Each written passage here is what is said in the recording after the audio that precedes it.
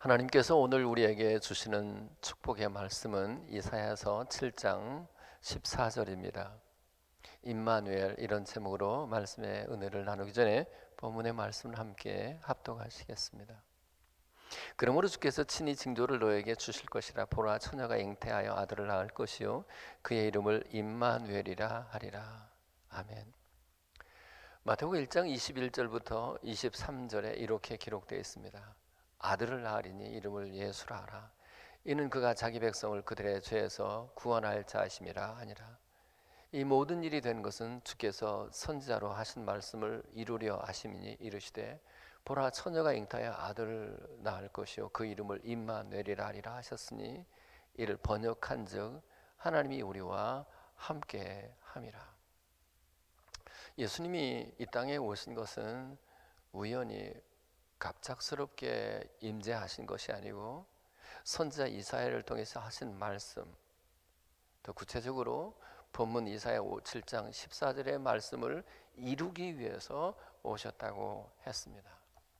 그런데 오늘 본문 7장 14절 초반절에 이렇게 말씀하십니다. 그러므로 주께서 친히 징조를 너에게 주실 것이다.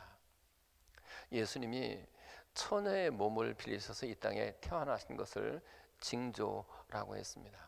이 징조라고 하는 말 히브리어 오트는 이적 혹은 표적이라고 하는 말로도 번역이 될 수 있습니다. 실로 난자와 정자가 만날 때 비로소 사람이 될 수 있습니다. 그런데 예수님은 난자, 여성의 난자만 빌리시고 성령을 통해서 잉태되시고 또 사람이 되셨습니다. 그것은 예수님께서 죄 없으신 분으로 이 땅에 오셨다는 뜻입니다. 만약 누구든지 죄 지은 아담의 후손, 사람의 씨를 받았다고 한다면 그런 죄인인 것을 피할 수가 없습니다. 그런데 예수님은 사람의 씨, 남자의 후손, 아담의 후손이 아니고 여자의 후손입니다. 여자만 빌리시고 성령을 통해서 잉태되신 죄가 없으신 분입니다. 물론 요즘 과학에는 난자나 정자가 없이도 체세포만을 가지고도 사람을 복제할 수 있다고 하는 것이 증명되었기 때문에 전능하신 우리 하나님께는 사실은 예수님의 동정녀 탄생은 너무 간단한 일이라고 할 수 있겠습니다. 그렇습니다. 예수님이 동정녀로 탄생하신 것은 이적 중에 이적, 표적 중에 표적이라고 할 수 있습니다. 그러나 그보다 더 큰 표적은 따로 있습니다. 빌립보서 2장 5절부터 8절입니다. 너희 안에 이 마음을 품으라.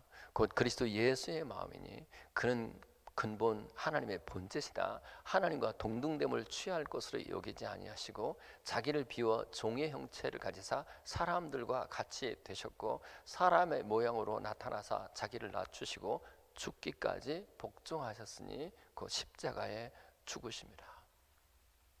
그렇습니다. 예수님은 본래 하나님과 동등하신 분입니다. 심지어 하나님의 본체이십니다. 창조주이신 우리 하나님께서 사실은 피조물로 낮아지신 것이라고 할 수 있습니다. 그러면 왜 하나님께서 그렇게 우리 인간으로 사람으로 낮아지셨을까요? 한마디로 우리와 함께 계시고 싶어서입니다. 임마누엘 하고 싶어서 그 높으신 하나님께서 보좌를 버리시고 이 땅에 사람으로 낮아지신 것입니다. 그러니까 적어도 믿는 사람들에게 있어서 가장 위대한 이적, 가장 위대한 표적이 무엇이냐 그러면 하나님이신 예수님께서 사람으로 낮아지시고 우리와 함께 하신다는 사실입니다. 두 번째, 성도들이 갖게 되는 표적은 피에 있습니다. 출애굽기 12장 13절입니다.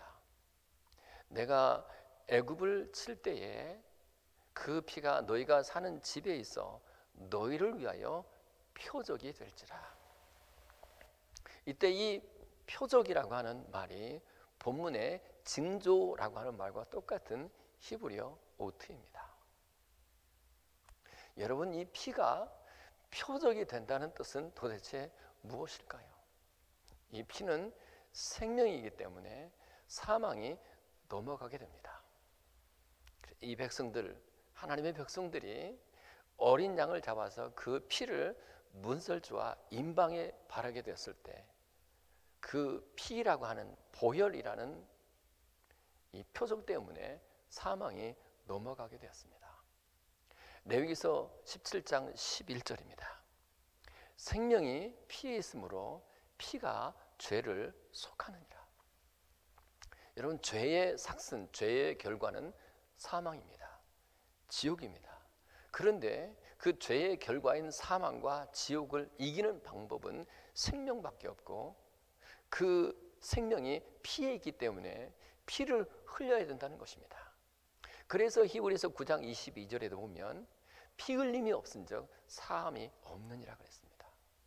그런데 만일 짐승의 피를 통해서 그 짐승의 피가 진정한 표적이라고 한다면 예수님 이 땅에 오셔서 우리를 위해서 피 흘릴 필요가 없었어요. 구약 시대에 어린 양을 잡아서 그 피를 흘렸던 것은 장차 오실 예수님께서 우리를 위해서 피 흘려 주실 것을 미리 예표한 것에 불과합니다. 그래서 요한복음 1장 29절 예수님을 두고 이렇게 말합니다. 보라, 세상 죄를 지고 가는 어린 양이로다. 그리고 에베소 1장 7절 우리가 그리스도 안에서 그의 은혜의 풍성함을 따라 그의 피로 말미암아 속량 곧 죄 사함을 받았느니라. 그렇습니다. 어린 양의 피, 예수 그리스도의 거룩한 피야말로 우리 성도가 가지고 있는 최대의 표적이라고 할 수 있습니다. 그 십자가의 피, 십자가에 흘리신 그 보혈이 우리에겐 표적이고 그 표적이란 그 피로 말미암아 하나님이 나와 함께 계시다는 증거라는 뜻입니다. 그러면 왜 하나님이 아들 예수님을 보내어서 굳이 피를 흘리게 하셨을까요? 그 피를 통해서 우리를 깨끗하게 하시고 우리가 깨끗할 때에만 비로소 하나님이 우리와 함께 하실 수 있기 때문에 그렇습니다. 하나님은 거룩하신 분이기 때문에 죄가 조금이라도 남아있다면 함께 하실 수가 없기 때문에 그래서 아들 예수님을 보내어서 우리의 죄를 대신해서 죽으시고 피로 우리의 죄를 깨끗하게 하시고 우리와 함께 하시는 것입니다. 그렇습니다. 십자가의 보혈, 그 피야말로 우리에게서 최대의 표적인데 그 표적은 그 피로 말미암아 하나님이 나와 함께 계시다. 이 임마누엘 확신이 오늘 저와 여러분들에게 있기를 바랍니다. 세 번째 표적은 예수님이 죽으실 뿐만 아니라 살아나신 데 있습니다. 마태복음 12장에 보면 서기관과 바리새인 몇이 예수님께 이렇게 요구합니다. 선생님, 우리에게 표적을 보여주시기를 원하나이다. 사실 예수님은 요한복음에 의하면 7가지의 표적을 보여주셨습니다. 요한복음 2장 1절 이후에 가나 혼인 잔치집에서 물을 포도주로 만드는 표적을 보여주셨습니다. 4장 46절 이후에서는 병든 왕의 신하의 아들을 고쳐주시는 표적을 보여주셨습니다. 요한복음 5장 1절 이후에서는 38년 된 병자를 고치시는 표적을 보여주셨습니다. 요한복음 6장 1절 이후에서는 오병이어, 그러니까 보리떡 5개와 물고기 2마리로 5,000명이나 되는 사람들을 먹이시고 12광주리를 남기는 표적을 보여주셨습니다. 그리고 6장 16절에 가보면 예수님이 바다 위를, 물 위를 걸으시는 표적을 보여주셨습니다. 그리고 요한복음 9장 1절 이후에서는 소경을 눈뜨게 하는 표적을 보여주셨습니다. 그리고 마지막 7번째는 요한복음 11장에서 죽은 나사로를 살리시는 표적을 보이셨습니다. 마태복음 12장에 이 서기관과 바리새인들이 요구했던 것은 바로 그러한 눈에 보이는 표적이었습니다. 그런데 예수님은 마태복음 12장 39절로 40절에 이렇게 말씀하십니다. 악하고 음란한 세대가 표적을 구하나 선지자 요나의 표적밖에는 보일 표적이 없느니라. 요나가 밤낮 사흘 동안 큰 물고기 뱃속에 있었던 것 같이 인자도 밤낮 사흘 동안 땅 속에 있으리라. 오병이어의 기적, 소경이 눈을 뜨는 기적, 그리고 죽은 자가 다시 살아나는 표적보다 더 큰 표적은 예수님이 우리를 위하여 죽으셔서 땅 속에 묻혔던 것이라는 거예요. 우리를 위하여 죽으신 것이야말로 우리 성도가 가지는 가장 큰 표적이라는 겁니다. 그러나 여러분, 만일 예수님께서 다만 죽으시기만 했다면 그것이 우리에게 무슨 큰 표적이고 이적이겠습니까? 로마서 4장 25절입니다. 예수는 우리가 범죄한 것 때문에 내어줌이 되고 우리를 의롭다 하시기 위하여 살아나셨느니라. 예수님에게는 죄가 하나도 없으십니다. 그렇기 때문에 사망에 매여 있을 필요가 없었습니다. 그렇게 다시 살아나신 이유는 무엇일까요? 로마서 8장 9절입니다. 만일 너희 속에 하나님의 영이 거하시면 너희가 육신에 있지 않고 영에 있나니 누구든지 그리스도의 영이 없으면 그리스도의 사람이 아니니라. 하나님의 영 혹은 그리스도의 영 혹은 성령으로 우리 속에 계시다고 말씀하십니다. 이번에는 요한복음 14장 17절입니다. 그는 진리의 영이라 세상은 능히 그를 받지 못하나니 이는 그를 보지도 못하고 알지도 못함이라. 그러나 너희는 그를 아나니 그런 너희와 함께 거하시며 또 너희 속에 계시겠습니다. 여러분, 표적 중에 표적은 예수님이 우리를 위하여 죽으실 뿐만 아니라 다시 살아나셔서 그의 영으로 우리와 함께 계시다는 사실, 즉 임마누엘 하신다는 이 사실이야말로 우리 성도들이 가지고 있는 최고의 표적인 것을 믿으시길 바랍니다. 꼭 암에 걸렸다가 다시 살아나야만 하나님이 나와 함께 계시다고 하는 표적이 아니라 성령은 하나님이 내 안에 계신 것을 믿는다면 그 자체로 이미 표적이에요. 주님이 나를 위하여 죽으시고 그 피를 흘려주셨다고 하는 것을 믿으면 그 자체로 이미 큰 표적이에요. 중요한 것은 여러분이 이 험한 시대를 살아가면서 하나님이 나와 함께 계시다는 이 임마누엘 신앙을 가지는 것이 얼마나 중요한가 하는 것입니다. 사실 본문을 이해하기 위해서는 본문 이사야 7장 1절부터 13절까지를 다 읽었어야 되는데 시간상 줄였습니다. 7장 2절에 이렇게 기록되어 있습니다. 어떤 사람이 다윗의 집에 알려 이르되 아람과 에브라임이 동맹하였다 하였으므로 왕의 마음과 그 백성의 마음이 숲이 바람에 흔들리는 것 같이 흔들렸더라. 이때 왕과 그 백성은 유다 왕 아하스와 그의 백성들을 말합니다. 그리고 동맹하여 이 유다를 치러 온 사람은 이제 아람 왕 르신과 그리고 북왕국 에브라임 왕 르말리아의 아들 베가입니다. 자, 이 두 사람이, 이 두 국가가 연합해서 이제 이 유다 나라를 치러 온다는 소식을 듣고 이들이 얼마나 두려움이 극심했으면 마치 숲이 바람에 흔들리는 것 같이 흔들렸다고 했습니다. 그들의 공포가 극심했다고 하는 것을 알 수 있습니다. 그때 하나님께서 이사야 선지자를 보내서 7장 4절에 이렇게 말씀하십니다. 너는 삼가며 조용하라. 르신과 아람과 르말리아의 아들이 심히 노할지라도 이들은 연기나는 두 부지깽이 그루터기에 불과하니 두려워 말며 낙심하지 말라. 타다말은 연기나는 부지깽이에 불과하다는 겁니다. 그리고 그루터기라고 했습니다. 이 그루터기라고 하는 말, 이 나자부라고 하는 말이 무슨 뜻일까요? 꼬리라는 뜻입니다. 하찮은 것이라는 거예요. 이제 본문 7장 8절과 9절에 이렇게 기록되어 있습니다. 아람의 머리는 다메섹이요 다메섹의 머리는 르신이며 65년 내에 에브라임이 패하여 다시는 나라를 세우지 못할 것이며 에브라임의 머리는 사마리아요 사마리아의 머리는 르말리아의 아들이니라.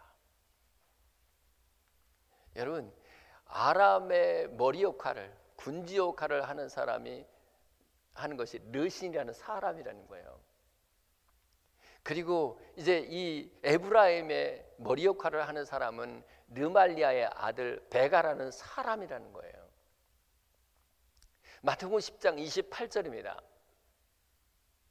몸은 죽여도 영혼은 죽이지 못하는 자들을 두려워하지 말고 오직 몸과 영혼을 능히 지옥에 멸하실 수 있는 일을 두려워하라. 여러분, 참으로 하나님을 두려워하면 그 외에 어떤 것도, 그 외에 어떤 사람도 두려울 필요가 없습니다. 그런데 이사야서 9장 14절에는 이렇게 기록되어 있습니다. 그러므로 여호와께서 하루 사이에 이스라엘 중에서 머리와 꼬리며 종려나무와 갈대를 끊으시리라. 이때 이 꼬리라고 하는 말이 본문의 그루터기라고 하는 말과 똑같은 히브리어 나자부입니다. 전능하신 하나님, 우리와 함께 하시는 하나님이 하루 사이에 이 꼬리를 끊어버린다는 것입니다. 그리고 이제 꼬리만 끊어내는 것이 아니고 머리도 끊어버리신다고 하십니다. 머리 역할을 하는 이 르신이라고 하는 아람 왕을 하루 사이에 우리 하나님이 끊어내십니다. 에브라임의 머리 역할을 하는 르말리아의 아들 베가를 우리 하나님이 하루 사이에 끊어버리십니다. 그 하나님이 우리와 함께 계신다는 겁니다. 그것을 위해서 지금 7장 14절에 말씀하십니다. 처녀가 잉태한 아들을 낳으리니 그 이름을 임마누엘이라 하리라. 하나님이 우리와 함께 계신다고 하는 거예요. 이것을 믿을진데 두려워하거나 낙심하지 말라는 것입니다. 이사야 41장 10절입니다. 두려워 말라. 내가 너와 함께함이라. 놀라지 말라. 나는 내 하나님이 됨이라. 내가 너를 굳세게 하리라. 참으로 너를 도와주리라. 참으로 나의 의로운 오른손으로 너를 붙들리라. 아멘입니다. 여러분, 홍해가 두려운 것이 아니고요, 하나님이 나와 함께하지 않은 그 사실이 두려운 거예요. 하나님이 임마누엘, 하나님이 나와 함께 하시는 것이 진짜로 믿어지면 내 앞에 홍해는 문제가 되지 않아요. 한순간에 하나님이 가르시고 그 가운데 길을 내실 수 있기 때문에 그렇습니다. 여리고성이 두려운가요? 하나님이 함께 하지 않은 것이 두려운 거예요. 하나님이 함께 하시기만 하면 그 여리고성 한순간에 무너질 수 있습니다. 여러분, 지금 코로나가 이제 재정적인 문제와 함께 연합해서 우리를 공격해 와요. 우리가 지금 죽을 것 같죠? 많은 사람들이 두려워합니다. 그러나 여러분, 임마누엘의 신앙, 하나님이 나와 함께 하신다고 믿을진데, 이 전쟁이 나와 함께 하시는 하나님께 속해 있다고 하는 것이 진짜로 믿어질 때 그것을 두려울 필요가 없습니다. 저는 빌립보서 1장 21절의 말씀을 즐겨 암송하고 참 좋아합니다.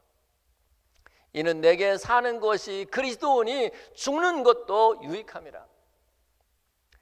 죽음을 유익한 것이라고 말할 수 있다면 적어도 바울에게 있어서는 죽음이 전혀 두렵잖아요.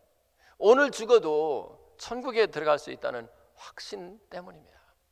여러분, 실로 우리가 죽음을 두려워하지 않는다면 도대체 무엇이 우리를 두렵게 하겠습니까? 왜 우리가 두려워하지 않게 된다고요? 임마누엘 신앙 때문에, 하나님이 나와 함께 하신다는 믿음 때문에 그래요. 저는 이번 이 성탄절을 맞이하면서 임마누엘, 하나님이 정말 나와 함께 하시는구나. 지금 내 가정을, 내 영혼을 무너뜨리기 위해서 적들이 르말리아의 아들의 모습으로, 르신의 모습으로, 아람과 에브라임의 모습으로, 경제적인 문제로 내게 쳐들어올지라도 하나님이 나와 함께 하시는 한 나는 두려워하지 않으리라. 이 마음이 저와 여러분들에게 충만하기를 바랍니다. 두 번째, 임마누엘 신앙, 즉 하나님이 나와 함께 계신다고 하는 이 믿음을 가진 사람에게 권면한 말씀은 오늘 7장 4절에 있습니다. 그에게 이르기를 너는 삼가하며 조용하라. 여기 삼가한다는 뜻은 무엇일까요? 신명기 11장 32절입니다. 오늘 내가 내가 오늘 내 앞에 베푼 모든 규례와 법도를 너희는 지켜 행할지니라. 여기서 지킨다고 하는 말씀, 하나님의 말씀을 지킨다라고 하는 말이 삼가하다고 하는 말과 똑같은 히브리어 샤마르입니다. 여러분, 지금 이 백성들이요, 르말리아의 아들과 르신, 아람과 에브라임의 동맹군이 쳐들어온다는 사실에만 주목하고 그들만 집중하게 되잖아요. 그러면 하나님은 안중에 없어요. 하나님이 나에게 뭐라고 말씀하셨는지는 전혀 기억할 수가 없어요. 그러나 반대로 이 전쟁은 하나님께 속한 것이다, 하나님이 역사하셔서 이 적들을 물리쳐 주실 것이다 라고 믿는 사람은 하나님께 집중하고 그 하나님이 내게 주신 규례와 법들, 하나님이 내게 어떤 계명을 주셨는지를 집중하고 오히려 적들에게 주목하기보다 하나님이 주신 그 말씀을 지키고자 하는 마음이 더 크게 될 것이에요. 예컨대 요한복음 13장 34절, 새 계명을 너에게 주노니 서로 사랑하라. 내가 너희를 사랑하는 것 같이 너희도 서로 사랑하라. 여러분, 지금 외부에서 적들이 우리를 공격해 오려고요. 어떠한 가정을 공격해 온다고 칩시다. 그럴 때 그런 문제를 두고 네 탓이니 얼굴을 붉히고 이왈저왈 서로 분쟁하게 된다면 그 전쟁은 절대로 이길 수가 없어요. 그런데 이제 이 외부로부터 공격해오는 이 문제를 주님께 맡겨두고, 이 전쟁은 하나님께 속한 것이라고 생각하고 하나님께 맡겨두고 부부가 서로 사랑하면서 손 마주잡고 서로 기도하잖아요. 그러면 반드시 우리는 주님의 말씀대로 순종하고 주님의 일을 하게 되면 주님은 우리의 일을 해 주신다고 하는 것을 믿으시기 바랍니다. 그러니까 여러분의 삶에 역경이 생기고 여러분이 문제에 직면할수록, 그럴 때일수록 주님께 집중하고 주님이 내게 주신 말씀을 우리가 어떻게 지켜 살 것인가 라고 하는 것을 깊이 생각하라는 거예요. 여러분들을 괴롭히는 사람이 뭐예요? 누구예요? 여러분을 괴롭히는 문제가 뭐예요? 그것을 주목하지 마십시오. 오히려 하나님께 주목하고 그 하나님이 내게 지금 뭐라고 말씀하시는지와 그 말씀을 내가 어떻게 지킬 것인지를 먼저 생각해야 돼요. 그것이 임마누엘 신앙, 하나님이 나와 함께 하신다고 믿는 사람의 신앙인 거예요. 여러분, 참으로 어려운 시대를 살고 있어요.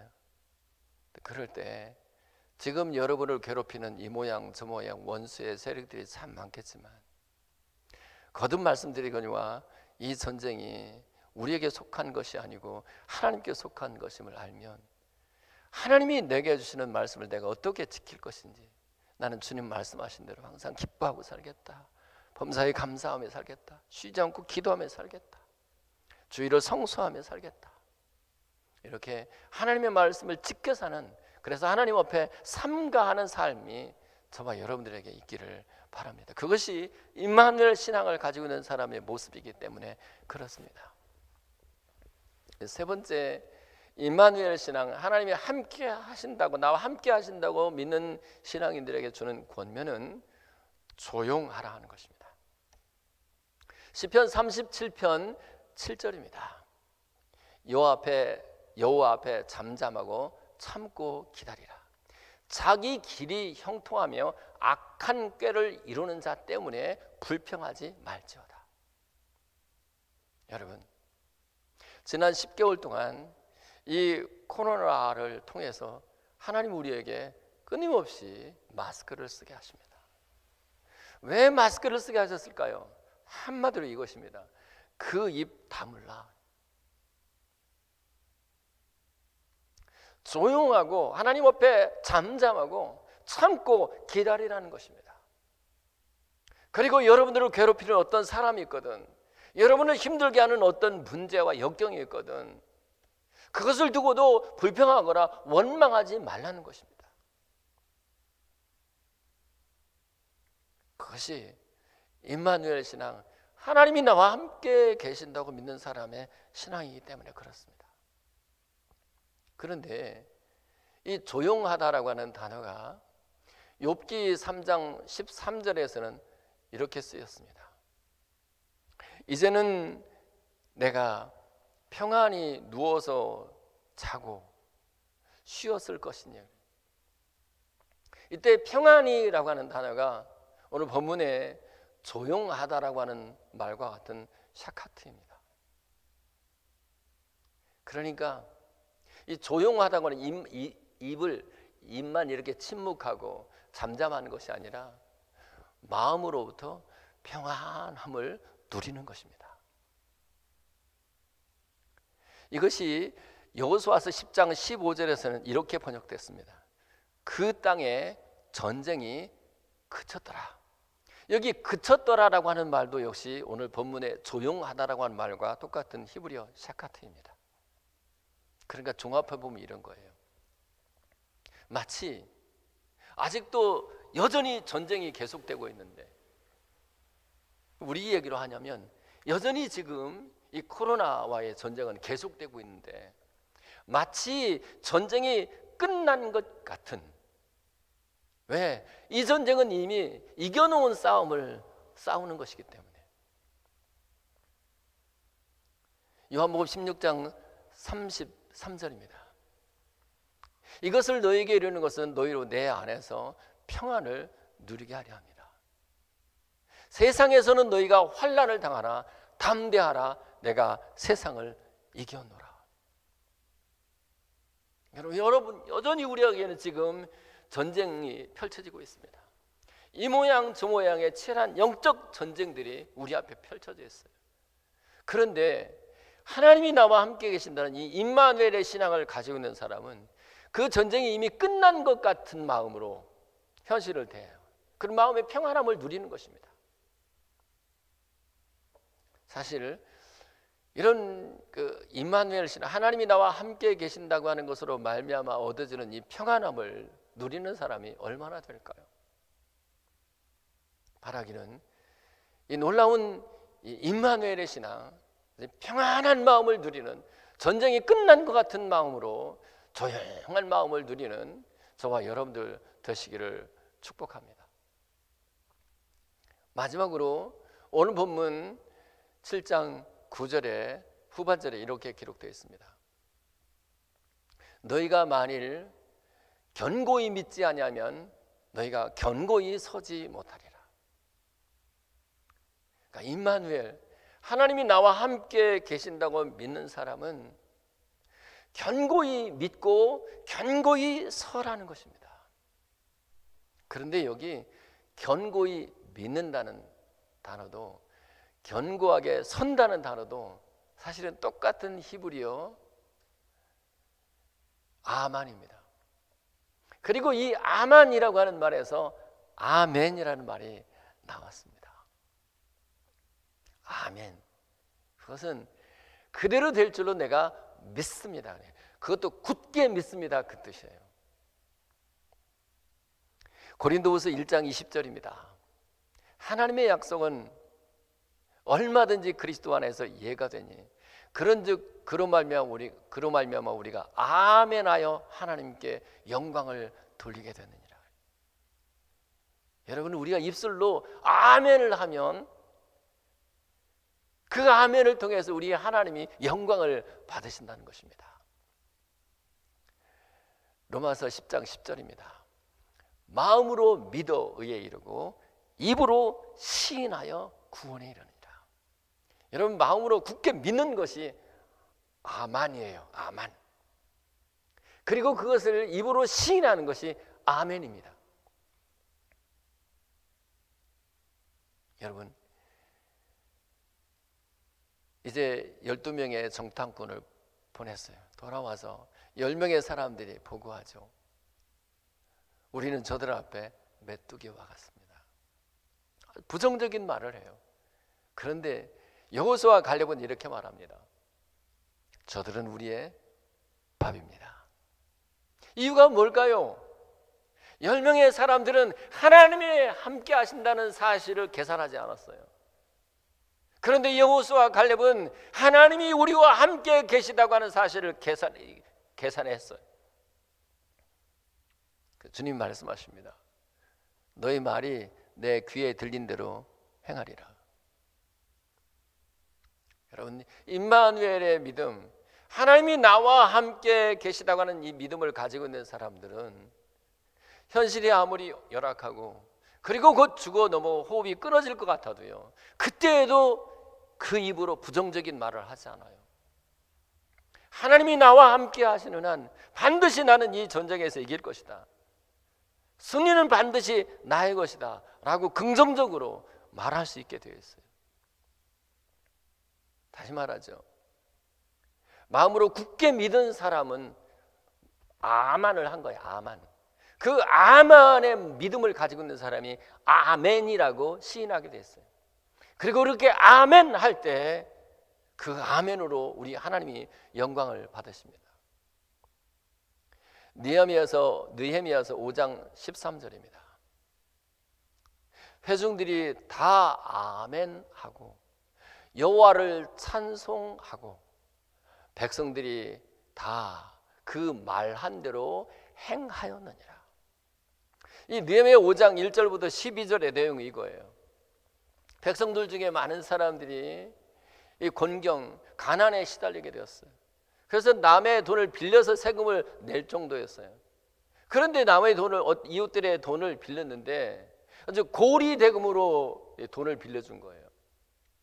그때 이제 회개를 촉구하면서 준 메시지가 뭐냐면 너희 가운데서 이자 받기를 그치라 그래요.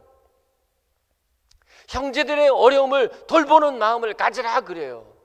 그랬더니 백성들이 아멘 했다고 그랬어요. 근데 아멘, 입으로만 아멘 하지 않고 그들이 여호와를 찬송할 뿐만 아니라 심지어 그 말한 대로 행했다고 했습니다. 여기에 그들이 믿음으로 믿음이 견고할 뿐만 아니라 그들의 삶이 아멘의 삶이 되었다는 것을 알 수 있어요. 그러니까 입으로만 아멘하지 않고 그들의 삶에서 말씀대로 실천하는 것이 바로 아멘의 삶을 사는 것으로 나타났다 그 말입니다. 그렇습니다. 임마누엘의 신앙, 하나님이 나와 함께 계신다고 믿는 사람은 반드시 입으로 아멘 하게 되어 있고, 그리고 또 그의 삶도 아멘의 삶을 살게 될 것인데, 그것이 저와 여러분의 주님 오시는 그날까지의 이후의 삶이 되기를 바랍니다. 이제 말씀을 맺습니다. 어느 부인이 중도에서 실명을 했습니다. 이분이 활력을 잃지 않고 싶어서 직장 생활을 계속하고 싶었습니다. 그래서 이제 남편은 이 아내를 직장까지 늘 바래다 주었습니다. 버스를 함께 타고 직장까지 바래다 주었습니다. 그런데 어느 날 남편이 이렇게 말합니다. 여보, 이제 오늘부터 당신 혼자 다녀보셔요. 처음에는 굉장히 불편했지만 이제 시간이 갈수록 익숙해지는 것을 느꼈습니다. 그런데 어느 날 버스에 올라탔는데 버스 기사가 이렇게 말합니다.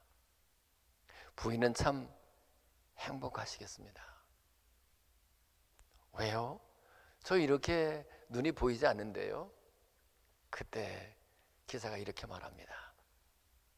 부인 뒤에 늘 남편이 따라다니는 걸 저는 알거든요. 그렇습니다.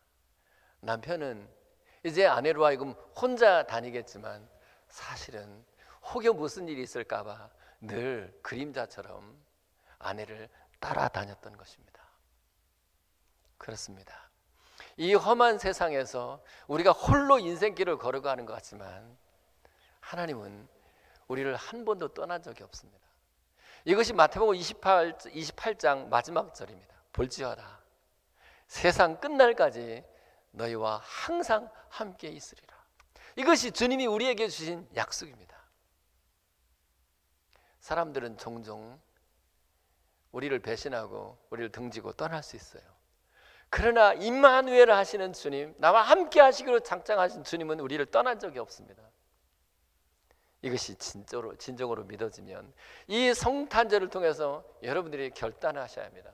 이제 어떤 일을 두고도 두려워하거나 낙심하지 않으리라. 그것이 르말리아의 아들 르신 혹은 아람과 에브라임, 그 외 어떤 사람이든지 나는 사람을 두려워하지 않기로, 내게 닥쳐지는 어떤 역경도 두려워하지 않기로, 죽음까지도 두려워하지 않기로 결단하시길 바라고, 또 하나 삼가십시오. 삼간다고 하는 것은 주의 말씀을 지키는 거예요.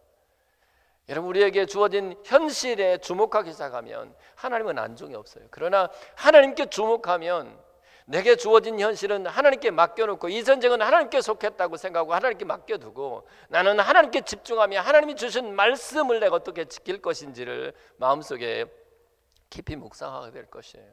또 하나는 조용한 것이에요. 잠잠하고 침묵하십시오. 문제가 생길수록 불평하지 말고 원망하지 말고 하나님께만 입을 여십시오. 또 하나는 너희가 굳게 믿지 않으면 굳게 서지 못하리라. 아멘 하지 않으면 아멘 할 수가 없습니다. 여러분, 아멘의 삶을 산다고 하는 것은 여러분 굳게 믿는 거예요. 하나님이 나와 함께 계시고 그 함께 계시는 하나님이 내 앞에 있는 문제들을 주님이 친히 처리해 주시고 해결해 주실 것이라고 하는 확신이에요. 그리고 그러한 아멘의 믿음, 아멘의 고백은 아멘의 삶으로, 즉 말씀을 내 삶에서 지켜나가는 모습으로 나타날 텐데, 그것이 저와 여러분에게 이번 성탄절을 통해서 분명히 다시 확인되고 또 이후의 삶이 그렇게 되기를 축복합니다. 기도합시다. 좋으신 하나님, 오늘 이 말씀을 통해서 사랑하는 이들이 깊이 깨닫게 해 주옵소서. 임마누엘, 하나님이 이 어려운 때에 나와 함께 계시다는 이 확신이 이 말씀을 듣는 사람들의 마음속에 충만해지게 해 주옵소서. 예수 그리스도의 이름으로 기도하옵나이다. 아멘. 이제는 우리 주 예수 그리스도의 은혜와 하늘 우리 아버지 크신 사랑하심과 성령님의 역사, 위로 충만 교통케 하심이 이 성탄절을 즈음하여 임마누엘, 곧 하나님이 나와 함께 하신다는 이 확신으로 두려움이 없이 담대함으로, 그리고 아멘의 믿음으로, 아멘의 삶으로, 그리고 침묵하는 모습으로, 그리고 주의 말씀을 삼가 지키는 모습으로 살아내기로 결단하는 여기 귀한 종들의 머리머리 우애와 자녀과 사업과 직장생활 가운데와 이 미국 가운데와 두고 온 우리 고국과 고국의 교회와 이 미국 교회 가운데 그리고 연약한 분들 가운데 지금부터 영원토록 함께 있어지기를 간절히 축원하옵나이다. 아멘.